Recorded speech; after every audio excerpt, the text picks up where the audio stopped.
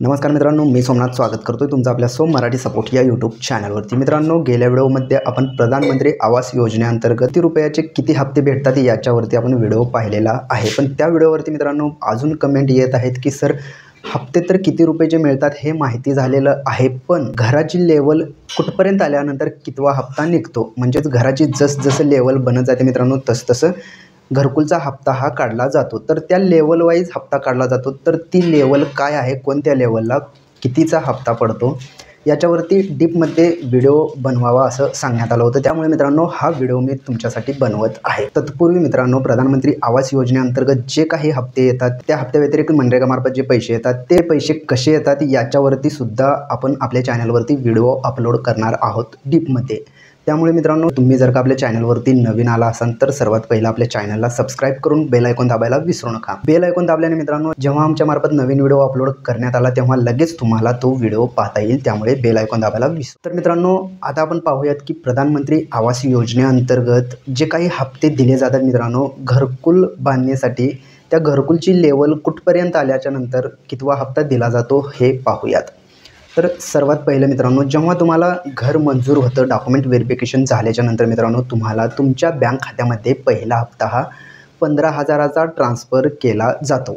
तर हे 15,000चा हप्ता डायरेक्टली ट्रान्सफर केला जातो का, तर नाही आहे मित्रांनो, त्यासाठी डॉक्युमेंट व्हेरिफिकेशन होतं।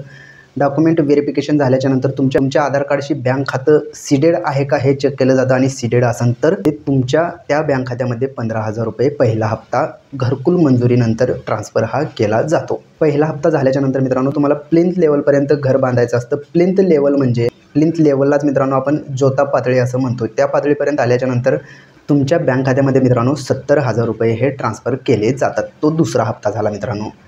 तर आता समजला असेल, पहिला हप्ता मित्रांनो घरकुल मंजुरीनंतर, दुसरा हप्ता प्लिंथ नंतर, आणि तिसरा हप्ता मित्रांनो लिंटल लेवल ज्याला आपण छज्जा पातळी म्हणतो, छज्जा पातळीपर्यंत आल्याच्या नंतर मित्रांनो तुम्हाला तिसरा हप्ता हा दिला जातो। तर तिसरा हप्ता कितीचा, तर तिसरा हप्ता हा 30,000चा असतो। तर हे झाल्याच्या नंतर 30,000चा हप्ता तुमच्या अकाउंटमध्ये ट्रान्सफर केला जातो, आणि 30,000चा हप्ता ट्रान्सफर केल्याच्या नंतर तुम्हाला घरकुल कंप्लीट करणं गरजेचं आहे। आणि घरकुल कंप्लीट झाल्याच्या नंतर मित्रांनो तुम्हाला तुमच्या बँक खात्यामध्ये 5,000 रुपये हे ट्रान्सफर केले जातात। म्हणजेच असे एकूण 1,20,000 रुपये हे ट्रान्सफर केले जातात। पण आता नवीन नियमानुसार मित्रांनो जे 50,000 रुपये येणार आहेत ते सुद्धा याच हप्त्यामध्ये ॲड केले जाणार आहे। याच्या व्यतिरिक्त मित्रांनो तुम्हाला मनरेगामार्फत 38,000 रुपये हे दिले जातात। ते 38,000 रुपये कसे दिले जातात हे येणाऱ्या व्हिडिओमध्ये तुम्हाला पाहायला भेटणार आहे।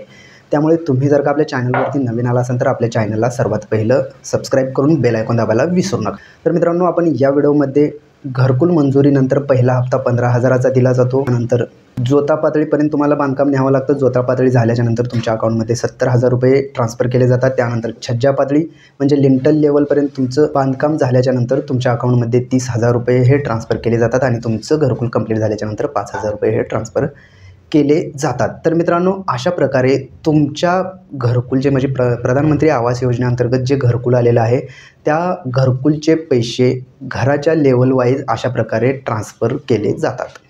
तर मित्रांनो, अशाच प्रकारचे नवीन व्हिडिओ आपल्या चॅनलवरती अपलोड केले जातात। त्यामुळे तुम्ही जर का आपल्या चॅनलवरती नवीन असाल तर आपल्या चॅनलला आता सबस्क्राईब करून ठेवा।